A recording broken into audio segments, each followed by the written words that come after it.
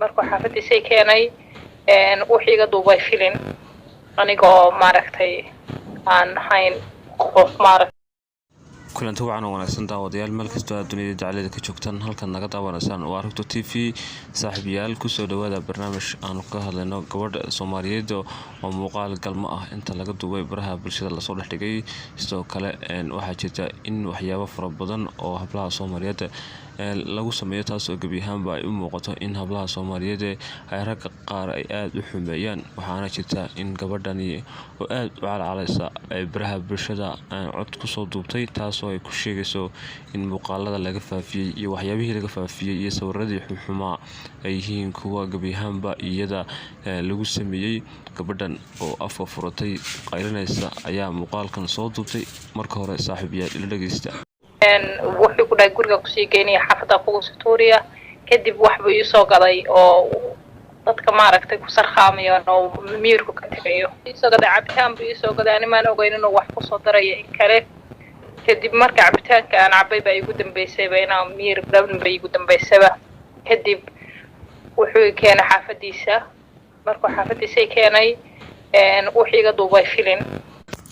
sidaad arkaysan muuqaalka ama codkan ayaa ah gabi ahaanba mid ay aad uga murugoonayso waxyaabihii lagu sameeyay gabadhani sidoo kalena waxay aad sidoo kale uga murugoonaysaa waxyaabaha runtii ay ragga Soomaaliyeed qaar kamid ah ay dumarka Soomaaliyeed ku sameeyaan waxaana ka muuqata hadaladeeda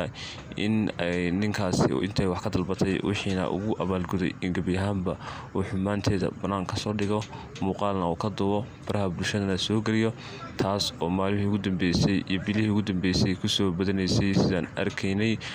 muuqaalada iyo sawirada ay soo dhigaan baraha bulshada dumarka Soomaaliyeed ama gaar ahaan hablaha ayaa inta badan waxa loo isticmaalaa siyaabo khaldan kuwaas oo gabi ahaanba dumarka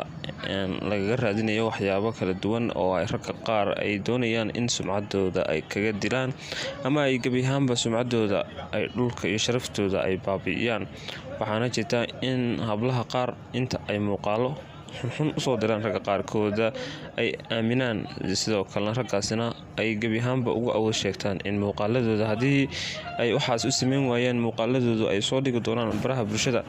ayaa jirta waxaananu uga dignaa in dhammaan hablaha Soomaaliyeed ay gabi ahaanba ka digtoonaadaan in baraha bulshada ay muuqaaladooda kula wadaagaan dadka kale ee aanay garanaynin sidoo kalena in ay sawirada iyo muuqaalada anshax xumada ay soo gelinayaan TikTok-ta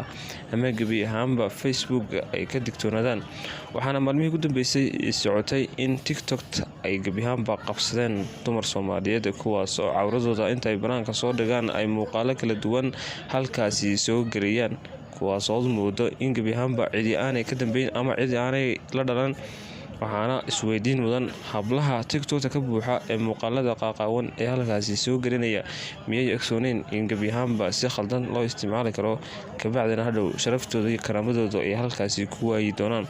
gabadhan ee aadka uga xumaatay muuqaalka galmada ah ee laga duubay ayaa baraha bulshada haysta 24 saacadood ugu dambeeyay waxaana u muuqataa in gabadhani ay aad ugu murugootay in muuqaal noocaas ah inta laga soo duubo sidoo kalena qof ay aamintay uu halkaasi soo galiyo sidoo kalena uu ugu umana sheegto ama uu ugu awood sheegto